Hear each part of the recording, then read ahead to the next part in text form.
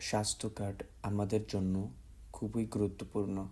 এটি এমন একটি কাগজপত্র যা সবসময় আমাদের সাথে রাখা উচিত। এই কার্ডের মাধ্যমে আমরা হাসপাতালে, ডাক্তারের কাছে, ফার্মেসি অথবা অন্যান্য স্বাস্থ্যসেবা কেন্দ্রে যেতে পারি। অর্থাৎ আমরা যে কোনো স্বাস্থ্যসেবা নিতে পারি যা আমাদের দেশের জাতীয় স্বাস্থ্যসেবা ব্যবস্থার আওতায় আছে।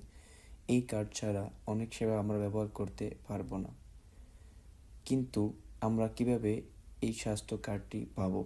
স্বাস্থ্য কার্ড বানানোর অফিসের নাম হলো আজিয়েন্দা সোচিওসানিতারিয়া তেরিtoriale, তবে সংক্ষেপে আমরা এটাকে ASST বলি। যদি আমরা কার্ড চাই তাহলে আমাদের ASST এর সেলতা এ রেভোকা অফিসে যেতে হবে। সেখানে কার্ডের জন্য কিছু কাগজপত্র দেখাতে হয়।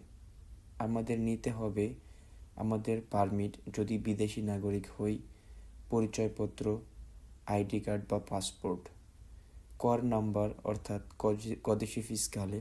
এইসব কাগজপত্র আগে আমরা অন্য ভিডিওতে দেখেছি। এসব কাগজ নিয়ে গেলে অফিসের কর্মীরা আমাদের স্বাস্থ্য কার্ড তৈরি করে দিবে।